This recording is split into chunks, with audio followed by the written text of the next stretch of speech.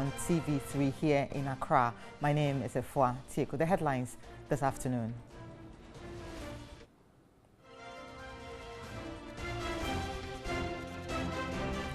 Education Ministry proposes double-track school calendar this year to meet increased enrollment in senior high schools across the country, and government has just adopted the proposal. Bank of Ghana to commence investigations into the operations of Midland Savings and Loans Company. And on the foreign front, gunman opens fire, killing a young woman and injuring 13 others in Toronto.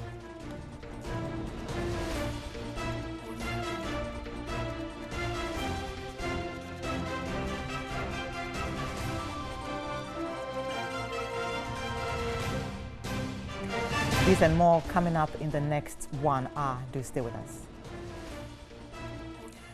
In our very first story, the Ministry of Education is proposing the adoption of a double-track school calendar this year to meet increased enrollments in senior high schools across the country. Now, according to the sector minister, Dr. Matthew Opoku-Prempeh, a gap of 181,993 exists, which calls for the double-track school calendar system to absorb more students. The Minister of Education, Dr. Matthew Opoku-Prempeh, made the observation at a sensitization workshop organized for Metro, Municipal and District Directors of Education on the theme, No Qualified Child Be Left Out, in Accra. Dr. Prempeh emphasized that a gap of 181,000 exists, which calls for the double-track school calendar system to absorb students. He added that as it stands, only 90,000 spaces are available for the 2018 September intake. The figures show that senior high schools will be unable to enroll all qualified students. The double-track calendar system is expected to create more room for enrollment of students by reducing class sizes and increasing contact hours between teacher and student. Other solutions being proposed are an appeal to development partners for support, partial securitization of GET Fund receivables for infrastructure development, and capping of GET Fund at 25%. Countries that have adopted the double-track system include Australia, Costa Rica, Japan, the United States, and Kenya. Meanwhile, President Akufo-Addo has confirmed the implementation of the double intake system from September this year by government. The president attributed it to the 31% increment in the enrollment of new students entering senior high schools, translating into 472,000 new entrants, which has resulted in the deficit of some 183,000. He urged teachers, administrators, parent-teacher associations and the district and regional directors of education across the country to embrace the system and to work to ensure that it succeeds.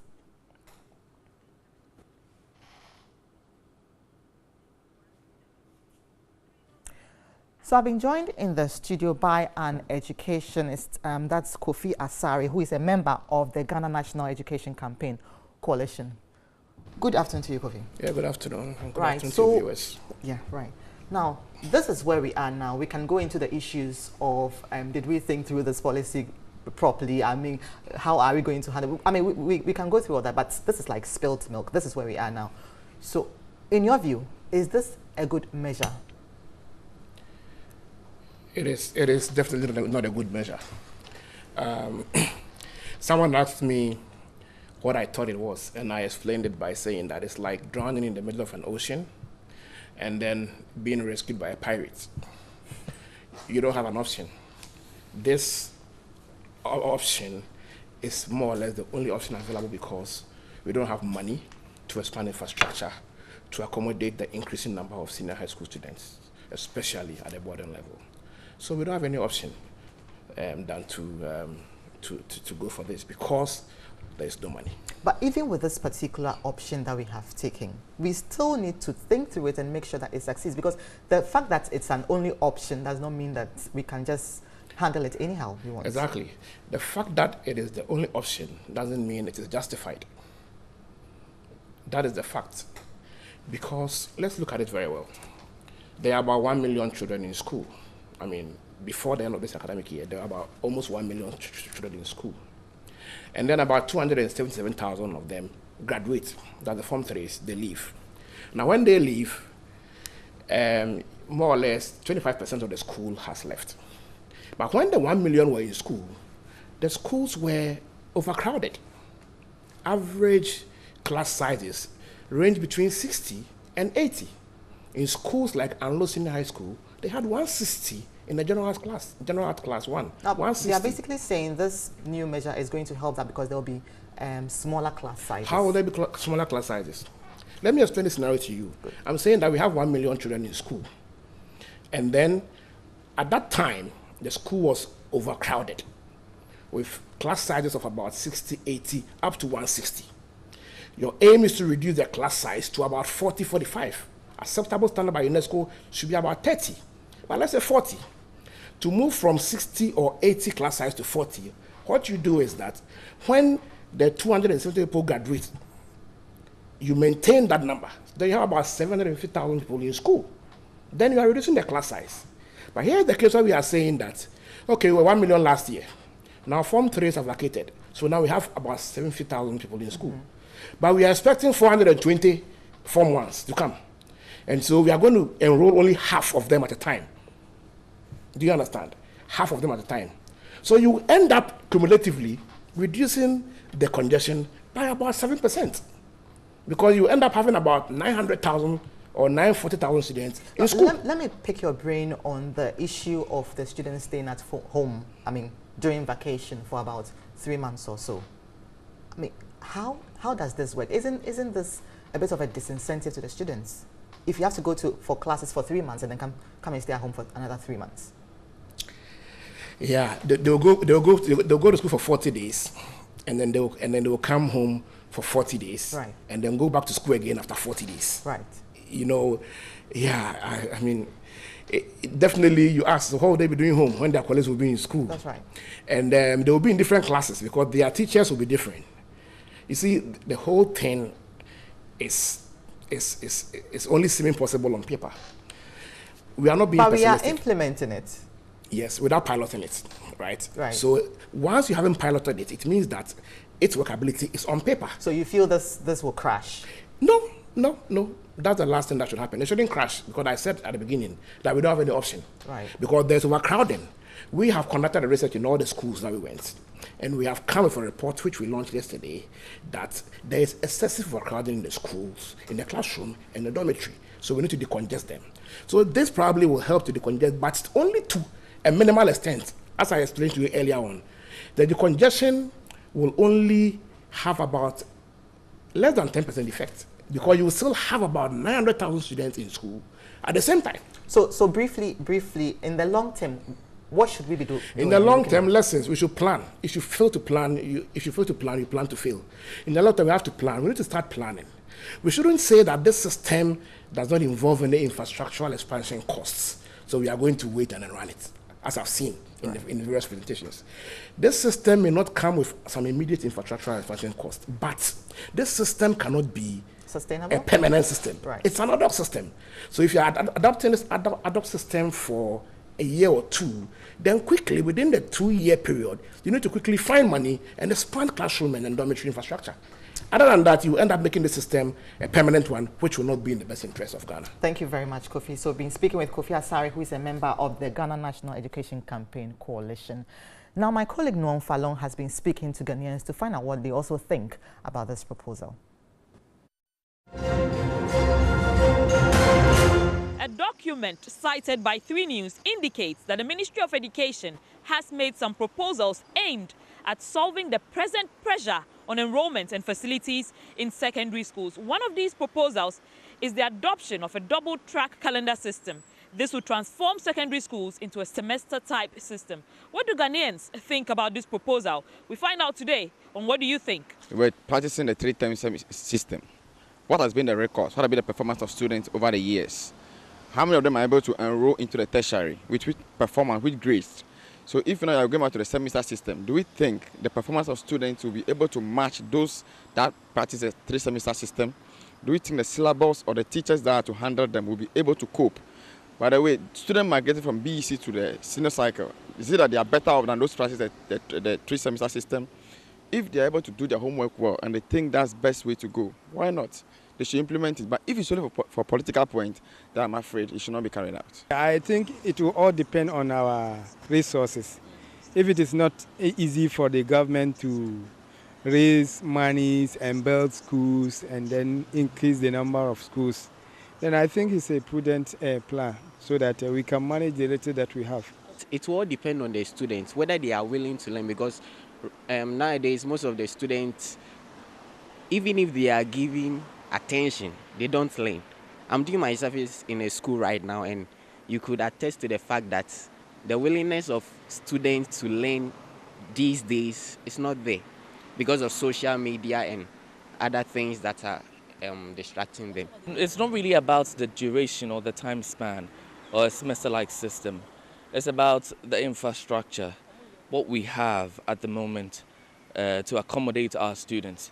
Build more school buildings, provide desks, provide logistics. Things will be fine. We need to focus more on skill training than only grammar school education, because some people have their success area in skill training, doing things like hairdressing, opening shops. The Asian tigers moved on or became successful because of some of these things, because they were driven, their economy was driven by skills. If they've thought through carefully, and it will be something that will help more students to get access to school, ease pressure on the facilities that there are, then that's okay.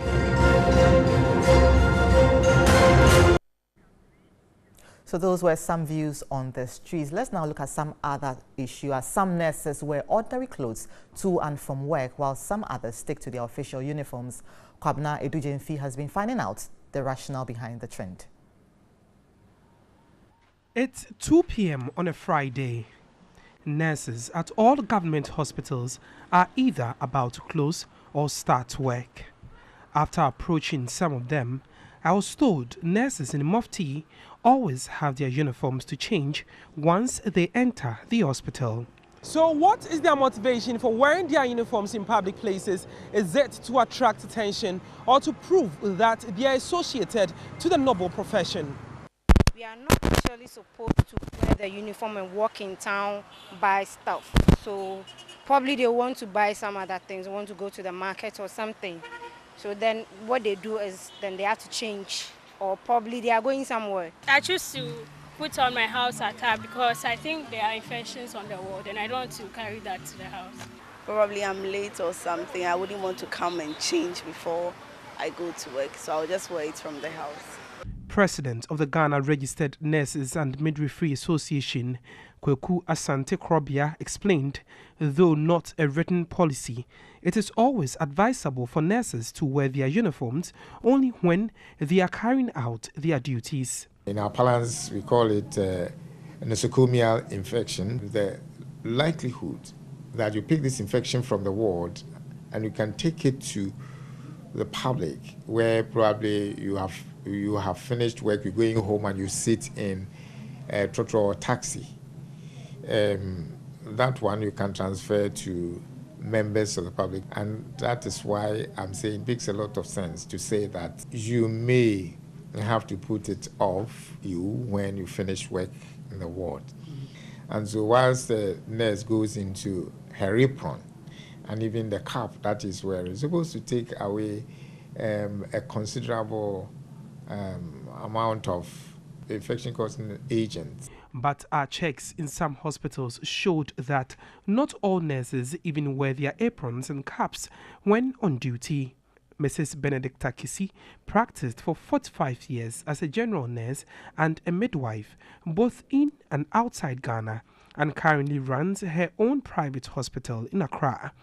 She explained lack of strict supervision on the part of nurses managers has resulted in this practice. So if the matron is strict, you know that when you finish work, you have to change your uniforms before you go.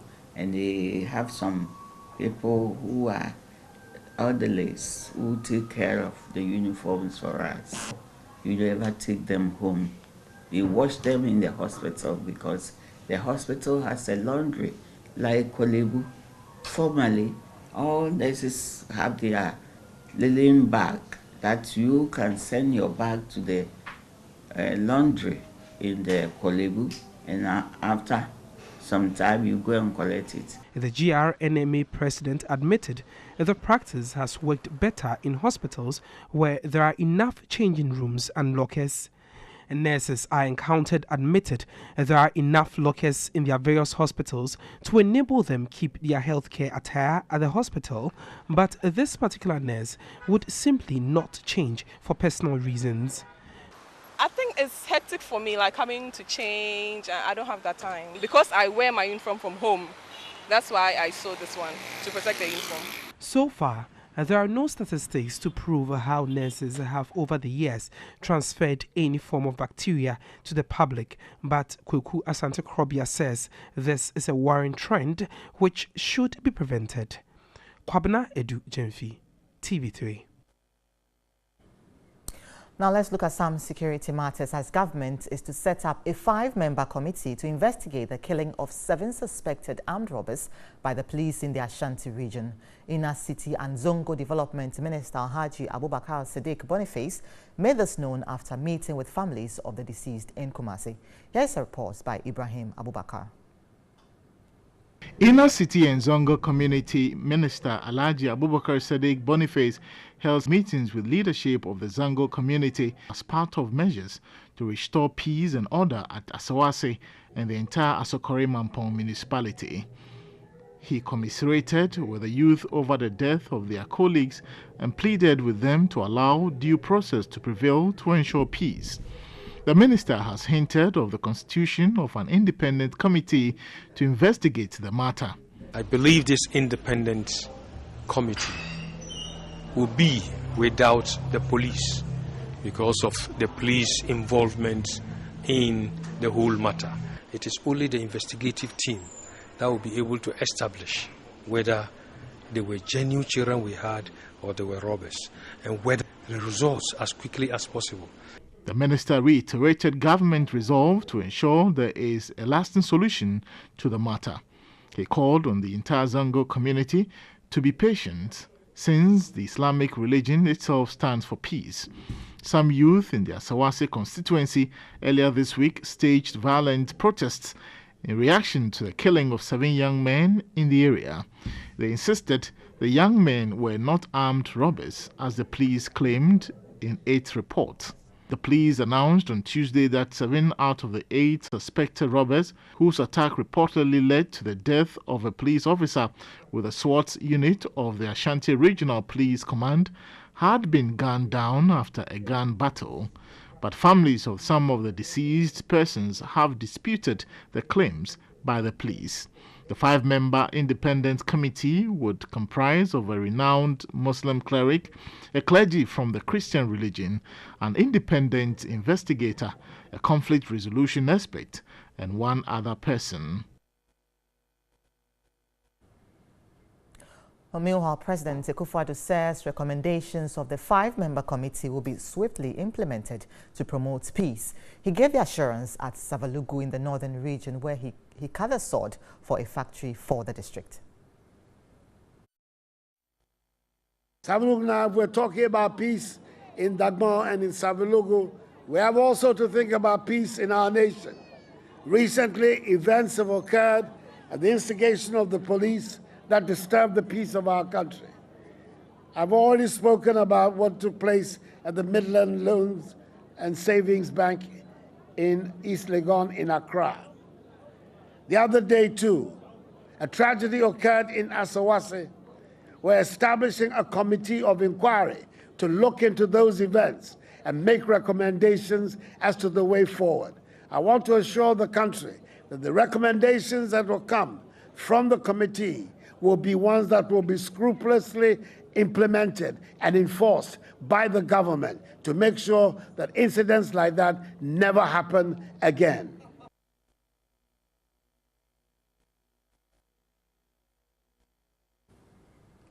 On our MTN video report today, our citizen journalist Ochre Fred Chamfor highlights the poor condition of a bridge at Bonso in the Ashanti region.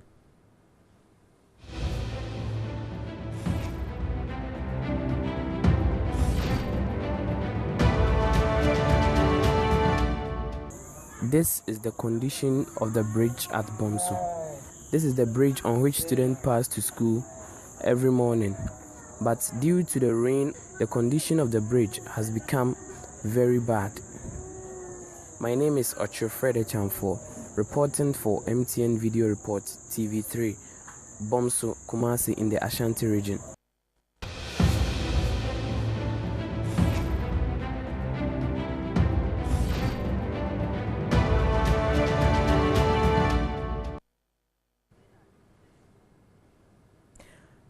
This is Midday Live on TV3, and we have news just in from the presidency concerning the Electoral Commission and who he has appointed. It says, for immediate release, President Akufo-Addo nominates new chairperson, deputy chairpersons, and member of the Electoral Commission.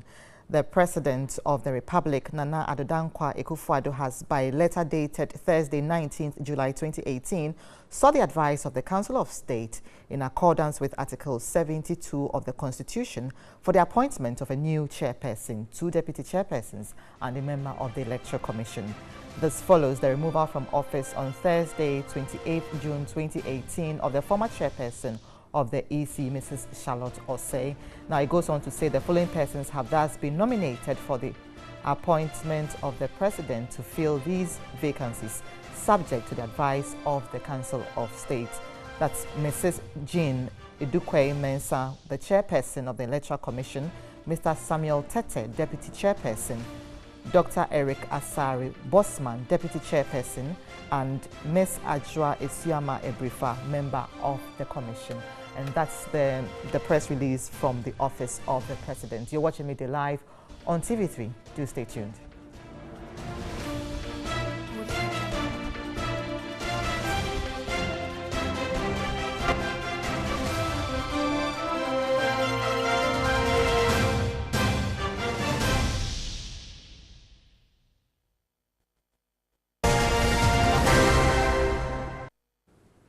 Welcome back to Midday Live. The Bank of Ghana is to commence investigations into the operations of the Midland Savings and Loans Company to enable it to establish what led to the assault on a client and whether the company is actually facing liquidity challenges. Sources say the investigation is also to find out if all the laid-down protocols were followed in dealing with the situation. The investigations would also try to establish the veracity of reports that the company is facing liquidity challenges, making it difficult to meet the demands of its clients. The investigative team, which will be led by the Financial Stability Department of the Bank of Ghana, is expected to present its interim report to management of the Bank of Ghana for the necessary action to be taken. Some are of the view, a statement by internet provider KNet, that the problems being experienced by the company cannot be attributed to an internet challenge, confirms reports of liquidity challenges facing the Savings and Loans Company. According to KNet, there was no point in time that a complaint was made to them by the company that it was having challenges with their internet. There are fears that the development could cause panic withdrawals from the financial institution. Meanwhile, the management of Midland Savings and Loans announced that its banking halls shall not open today, that's 23rd July 2018, for business. This follows a statement by the management of the company apologizing to the customer who was recorded being brutalized by the police officer at their premises in a viral video that caused outrage on social media. The statement confirmed that the incident took place at one of their branches. It also condemned in no uncertain terms the act of brutality meted out to the customer. The company says it is ready and willing to cooperate with the Ghana Police Service to ensure that the officer in question, who until this unfortunate incident had been one of the very best they ever worked with, is reprimanded appropriately and accordance with the disciplinary terms of the Ghana Police Service. The company says it has also suspended staff who were present when the incident took place. The notice further stated that it will be open for business from tomorrow, July 24, 2018.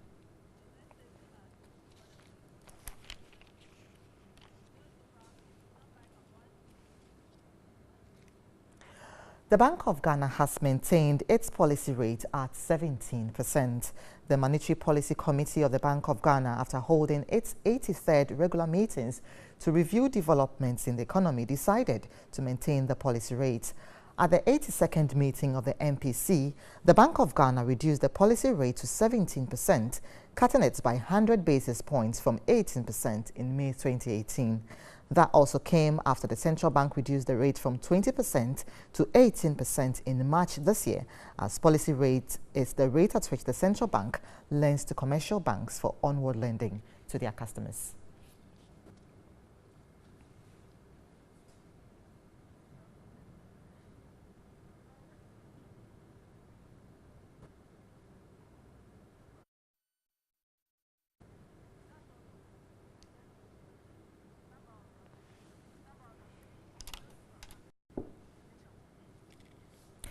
And that's it for business this afternoon. Let's look at some more stories. As the Dangbe Council of Wulome has added its voice to the call on government to reconsider the timing of the closed fishing season.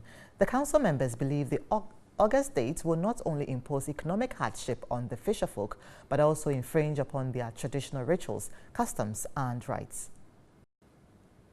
The announcement of a closed fishing season between August 7 and September 4 has created an easy calm among fisherfolk within the fishing communities in Ghana. It is clear from all the arguments that the problem for which the closed season is being proposed is not in doubt. What appears to be the challenge is the timing for the ban. The Council of Dangbe Wulome is adding the economic implications to the arguments so far advanced. The researchers, did they also take into consideration the socioeconomic lives of the people who depend solely on fishing? And they considered and realized that during August, when there's bumper harvest, that was when they should rather close the season so that the people should go hungry.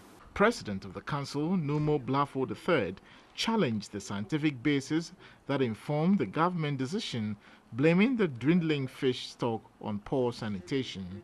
Of fish stock in our seas is not caused by the normal fishing activities by the fishermen. Rather, it is the insanitary conditions we are subjecting the sea to and other unconventional fishing practices such as... They also expressed concern over traditional breaches, suggesting October or November for a closed season.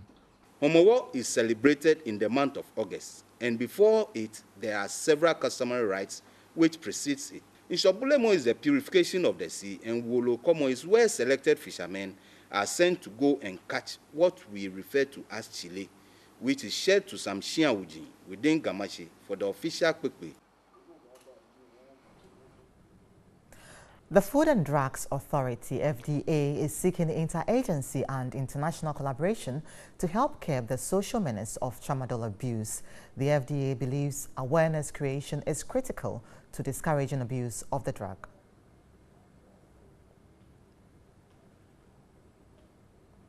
A stakeholder sensitization workshop on tobacco and substance abuse in Kumasi. Representatives from customs and police service, traditional authorities, media practitioners, health experts, and civil society organizations were in attendance. The head of tobacco and substance abuse at the FDA, Olivia Ejekumwa Boateng, spoke on the abuse of tramadol and codeine containing cough syrups in the country. She observed tramadol abuse became an issue of interest about 2 years ago when intelligence gathered across the country pointed to scattered incidents. In Ghana, we don't approve for anybody to peddle medicines. The medicines are not peddled. You have to have a location to be able to even sell over-the-counter medicines. Soon there will not be codeine containing cough syrups again because we are phasing that out. We'll stop using the codeine and use other formulations to help in those form cough syrups, which are good. She pointed out the combination of tramadol and other substances, especially alcohol and hard drugs, could have fatal side effects, hence the need to collaborate and stop the abuse. Towards the end of the year, most of the tobacco products that will have pictures. So it will have pictures of organ failure, it will have pictures of disease, whatever, so that our population that may not be able to read these warnings and understand them would then see these pictures. The Asante Regional Director of FDA, Nora Naki Telabi, called on chemical sellers and dispensers to help in dispensing drugs based on prescriptions. the Food and Drugs Law has sanctions or penalties for people who peddle drugs or who sell medicines that are not registered or who do not have a license to sell medicines or who do not have the requisite facilities to sell medicines. A survey conducted by World Vision Ghana in the Saboba district of the Northern Region has revealed that 34% of caregivers believe child marriage is acceptable. The survey also showed that over 3,000 girls under 18 years in the district have been married off, whilst over 4,000 become victims of child labor. A report by Christopher Amwako. Child marriage is on a rise in the Saboba district of the Northern Region, with 41% of girls under 18 as victims. According to the Assistant District Administrator of the Human Rights and Administrative Justice, Prosper Begingma, parents admit to the practice due to the financial benefit they gain, citing fierce resistance and threat from residents anytime attempts are made to address such issues. When the case is reported to the commission, when you try to take the matter up, the people will come back and then plead. Sometimes when you send the case to the police or maybe for them to prepare them for prosecution, they are not volunteer to what? Give evidence, because they don't have even the birth certificate or the birth dates or the ages of their children. To curb the practice, World Vision has constituted a district child protection committee to advocate and report issues of child abuse to the police. Leaders are equally disappointing us. They don't preach the good news to the families, they don't preach the good news to the children, and this is helping them to neglect their responsibilities as parents and children. We want you to take a promise today that in my sermon I will talk about end child marriage. The Northern Regional Operations Manager for World Vision asked parents to support in addressing the issue which is affecting the education of their children.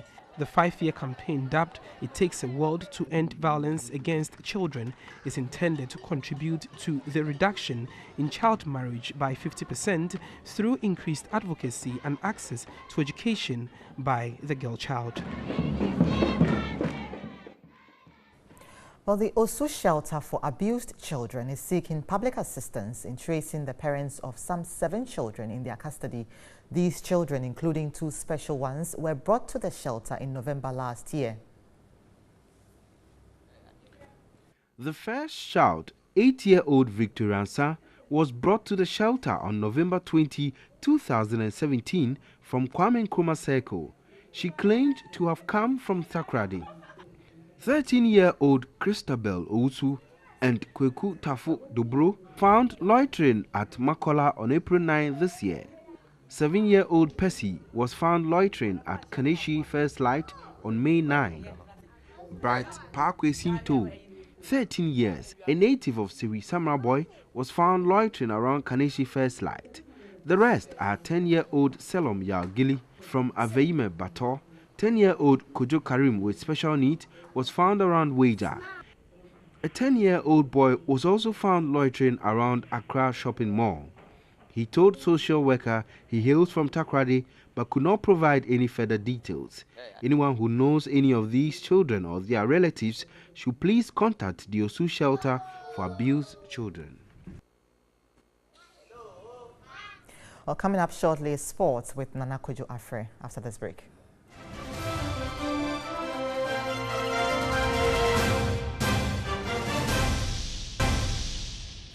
You're welcome back to Midday Live on TV3, and as we brought to you early on, that's the press release from the Office of the President on the new EC chairperson and also the deputy chairpersons. Now, we do have the press release here, and that's from the Office of the President, signed by the Chief of Staff, that's Frima Osei Opari, and it says that Jean Dukwe Mensah is the chairperson, Samuel Tete is the deputy chairperson, Dr. Eric Asare Bosman is also a deputy chairperson, and Ms. Ajua Isiama Brefi, member of the commission. Now, if you look here, you do have brief profiles on all the appointed persons. Mrs. Jean Mensah is with the IEA, that's the Institute of Economic Affairs. She's been there for quite a while, and she's also the coordinator, the co-coordinator of the Ghana Political Parties program. She's a lawyer by profession. If you look at Mr. Samuel Tete, he is currently Director of Electoral Services, that's at the EC. He is still at the, he's been with the EC for some time now. Dr. Eric Asari Bosman is currently the head of Department of Political Science at University of Ghana. Ms. Ajua Isiama is also a legal person with specialization in land property acquisitions, corporate law, and corporate governance. So these are the persons that have been appointed as the new EC chairperson and deputies of the Electoral Commission. Coming up shortly is international news.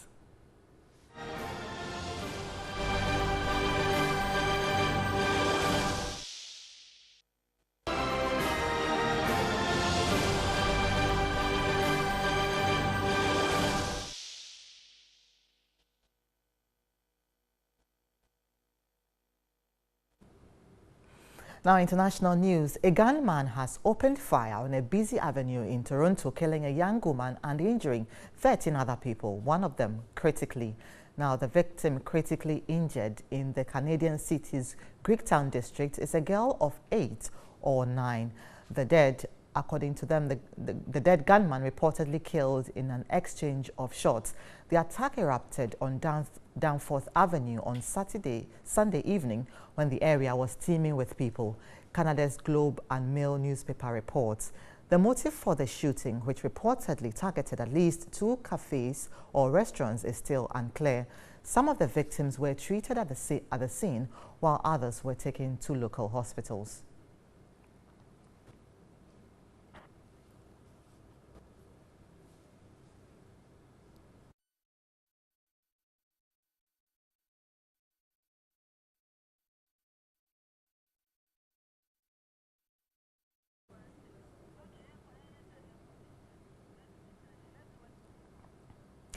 Now, China's President Xi Jinping has arrived in Senegal for a 2-day visit, the first leg of an Africa tour that would also see him head to Rwanda, South Africa, and Mauritius.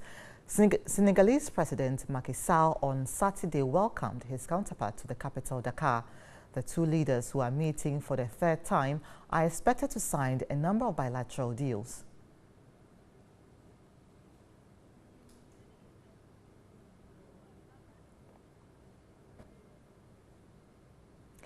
This is Midday Live on TV3. Do stay tuned. We'll be right back.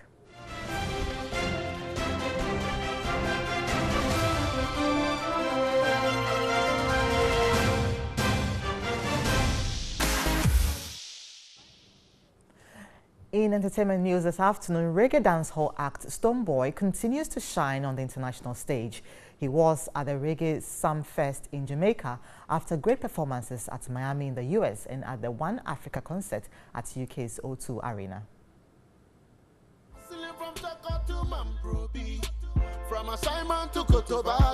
Tomorrow Hitmaker once again mounted the stage for this year's Reggae Sumfest, which was held at the Montego Bay in Jamaica. This year marks the 26th anniversary of the Reggae Sumfest, which promotes reggae music. As the only Ghanaian artist on the bill, the hero artist made Ghana and Africa proud on the stage with his energetic performance.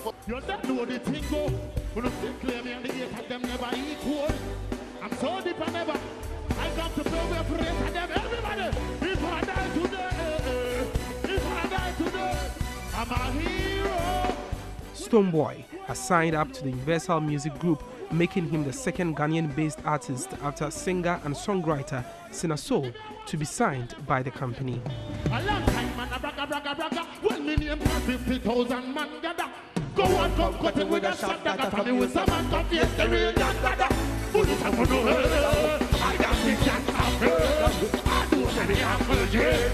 But I get an under. Straight away. Say that who never. This is the dancing time now.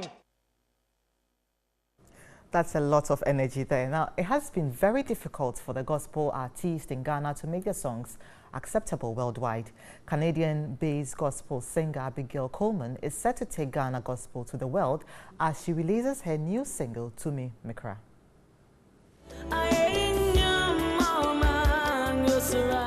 Abigail Coleman is very proud about how she is taking Ghanaian gospel music to the world, although she sings in her local dialect.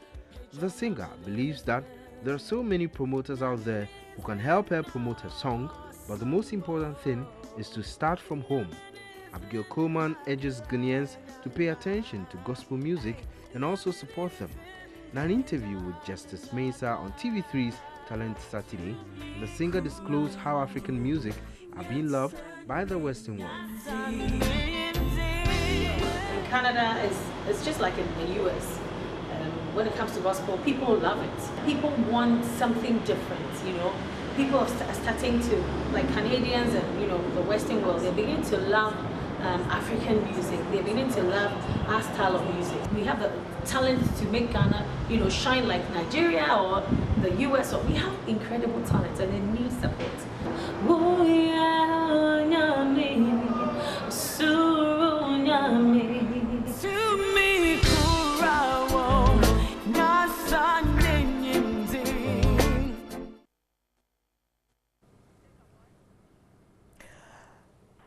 That'll be all for Midday Live on TV3. But before we go, let's look at the top story.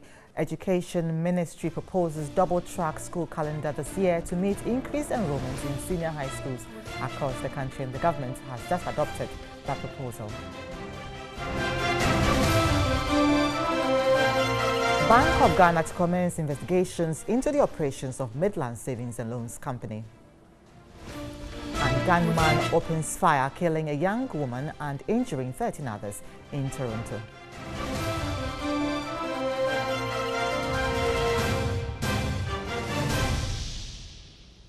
Now, for more on these stories and more, do go to 3news.com. My name is Efua Teku. Have a lovely afternoon.